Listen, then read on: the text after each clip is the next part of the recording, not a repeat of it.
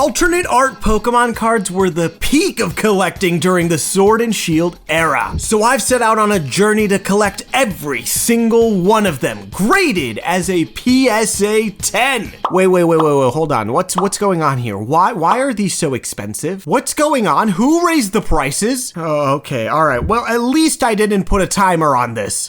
Before this year ends. Okay, I guess I did put a timer on this. Well, at least I didn't make this a challenge that could ruin my life in some sort of way. If I don't get this collection done by the end of 2024, I will shave my head bald. I genuinely hate myself. Like, no, seriously, I hate myself. Why would I even do that? Part 2 of this journey starts out at the Long Island TCG show. And this show was awesome. I was surrounded by graded card slabs, which is exactly what I want to be surrounded by for this challenge. Not only that, but I went into this with a plan. And the plan is 2 words: Evolving Skies. Whether you like it or not, Evolving Skies is sitting on a pedestal above the rest of the Sword and Shield era sets. And to avoid potentially having to spend more money as the set continues to rise in price, I need to start picking up a little bit more Evolving Skies for this challenge. And that's exactly what we're gonna do with the first pair of cards in this video. Duraludon V alternate art and Duraludon VMAX alternate art. And I got both of these for $80, which is honestly a great deal. And I totally understand that these aren't the biggest hits from Evolving Skies, but I don't want them to get to a point where even the smaller hits get a little too expensive and then I get priced out. All in all, this was a really good deal, but let's move on to something that wasn't as good. While at the Long Island TCG show, the next thing I eyed was a Mew V alternate art from Fusion Strike. This card is absolutely beautiful. I love it so much, but I totally overpaid for this bad boy. I went ahead and picked it up for $150, and that is no bueno because if you look at the price points on it right now, it's sitting right around $100. But at the end of the day, there's not much I can do about it, and it's all part of the challenge. Long Island Card Show. This show has been absolutely nuts. There's so many vendors here. We picked up 3 alternate art cards. That's gonna do a little bit of damage to our great goal of not going bald. But we're not done yet. On to the next show. And the next show is the East Coast Collectibles Convention here in Mohegan Sun, Connecticut. And this show is very important to me. Here's why. Okay, East Coast Collectibles Convention. This is where the PSA 10 challenge started. If you guys remember, this is the same room. I'm in the same room. The good thing about a show like this is it is stacked to the brim with slabs. There's also a lot of vendors that I know personally, so maybe I could work something out with them. Let's go see what we can find. Now here's the thing, I have somewhere to be next week, and I'm not gonna tell you where just yet, but I don't wanna spend too much money. Any and all alternate arts we do today, I'm gonna use the trade binder, and I've got some pretty good stuff inside of it. Okay, so I'm not gonna lie to you guys, but I just lied to you guys. Somebody offered me $30 on this Skuntank alternate art, and I had to take it. Okay, so now actually time to move on to these trades. This table right here is owned by my good friend Steve, Power Collectibles Online. And this interaction between myself and him is the perfect example of why this show means so much to me. This is my home show. This is a friend of mine. This is somebody I work regularly with. And by going to the East Coast Collectibles Convention on a regular basis, I'm able to make these connections and get these trades done very easily. So I had him look through my trade binder and we settled on a trade scheme. And while at Steve's table, I spotted a PSA 10 Mewtwo alternate art from Pokemon Go. Now, I understand Pokemon Go isn't the most popular set in the world, but this is an alternate art that I still need for my collection, so I gotta grab it. A handshake to seal the deal, and the Mewtwo alternate art PSA 10 is mine. All right, not bad. Couple things out of our binder gone. Still minimal cash used at this event. Only $30 so far. And once again, I said I was gonna trade, and I brought some stuff to trade. So let's see what we can do with this bad boy. Yes, a sealed Evolving Skies booster box. And I'm gonna go ahead and... Wait, forget trading this thing. What if the cards I want are on the inside? But remember, this convention is filled with my buddies, so let me see what they think about me opening this box to try to get the cards I want. Bro, don't open it. Just buy the card. As a pro, I'm gonna tell you straight up, don't open it. You're just an idiot if you do. Do not open that thing. Just buy the card, Powder. Powder, do not open this box. You know better. You should just buy the card by itself. Okay, since everybody told me not to go ahead and open the booster box, I went ahead and found an old reliable friend of mine, the Card Caravan, who I've done trades with before. So let's see how this went. All right, so with my boy Card Caravan, we did the trade last time for the Glaceon VMAX, and Evolving Skies, this booster box right here, super clean looking box, and the Mew going his way, and here is what I am getting. Let me show you guys right here. Check this bad boy out. There we go. Listen.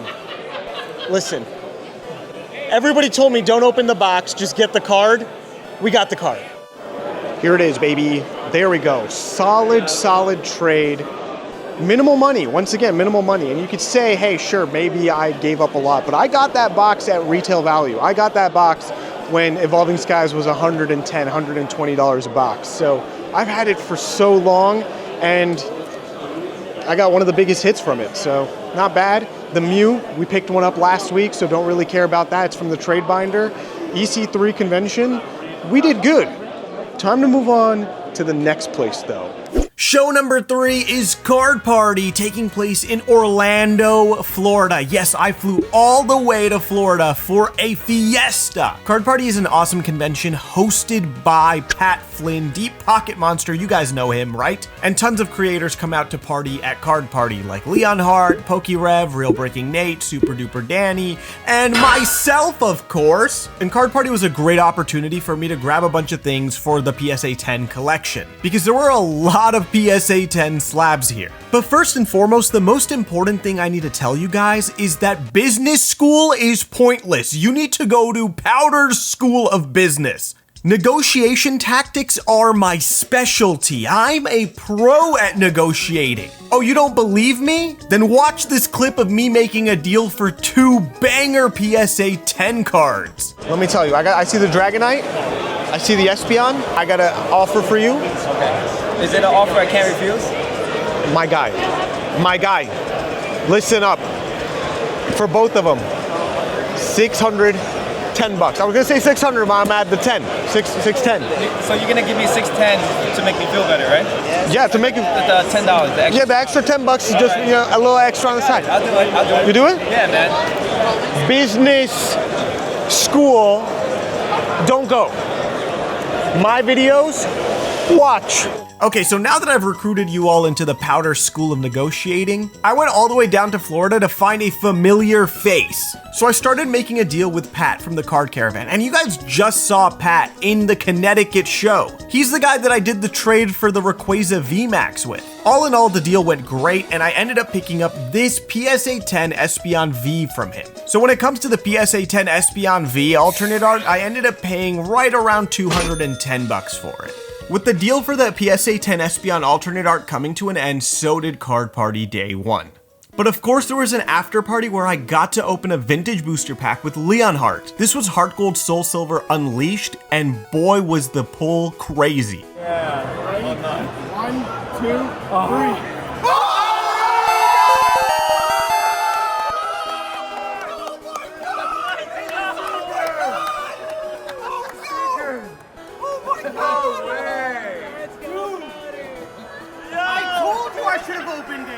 But you see how happy I look here?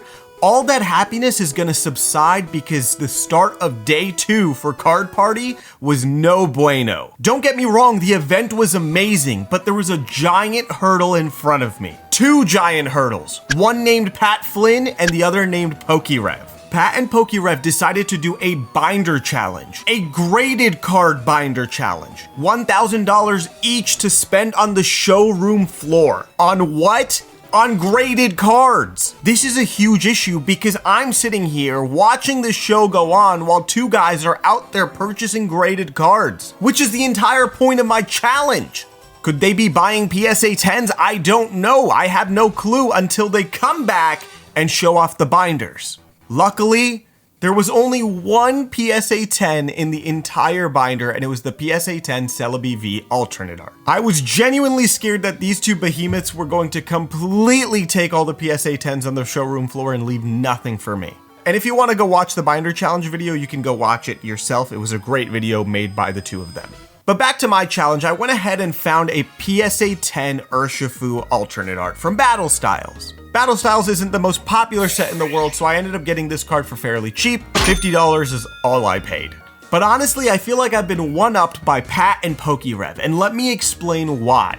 All right, considering that Rev and Pat actually spent $1,000, I think it would be stupid if I didn't spend more. So I will be spending more. I'm close at the moment, but I haven't spent $1,000. If my calculations are correct, we have, sorry, I had to dodge you there. We have spent $870. That means we're trying to hit 1,000 because I'm not letting, they did $1,000 challenge. We got to hit 1,000. I refuse to be outdone. And then look who I see. Check this out. Full Metal Energy. This Gavin. He and I chit chat all the time. We chit chat, but we back and forth a lot. Yeah, I'm trying to get you to pull Steam Siege. Okay, I refuse to open Steam Siege. All right, I have a question. Yes. $130. Do you have any alternate art PSA 10s? Okay, so I do have some right here. Okay. Let's see, I think we're around 90 there, 100 there. Celebi is around 150. I think I can do 130 for you. Okay, you can keep the graded guard. I got you. Okay, sure. I mean, it's added value, but we'll take it. Okay, with this Celebi purchase for $130, we have hit our $1,000 threshold. But, wait, is that my phone? Hello? No, Mom? I don't know how a charge of $1,000 got on your credit card. Hold on, I gotta go. How poetic that I picked up a Celebi V, which was the only PSA 10 in Pat's and Rev's binder. So once again, we gotta find more stuff, but I don't want to spend money. So what can I do? I'll show you. We've already met one person that you guys regularly see on the video. You've already seen him earlier. But now, I got somebody else that I flew all the way from Connecticut to Orlando just to meet again. And the person I'm looking for isn't even here. He's being called right now, but what's the point?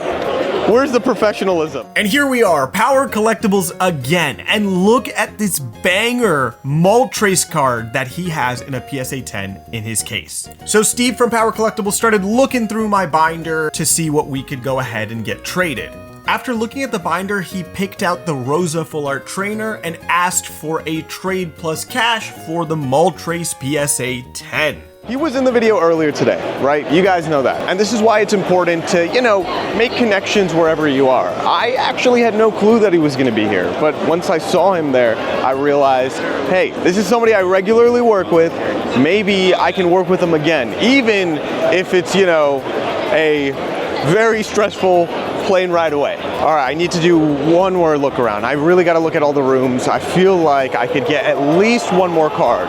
Whether I trade for it or whether I buy it out, I don't know, but I got to figure something out. After walking around for a bit, I ended up finding a Sylveon V alternate art in this case. Crazy part is the person that I'm trading with, PowdrTCG, is also from the New England area just like me. I just have happened to never run into this guy in my life at any of the local cons. But we ended up discussing a trade, and these are the items that he ended up taking from me, and obviously I get the Sylveon V PSA 10 for my collection. And with the trade for the Sylveon, my card party is officially over.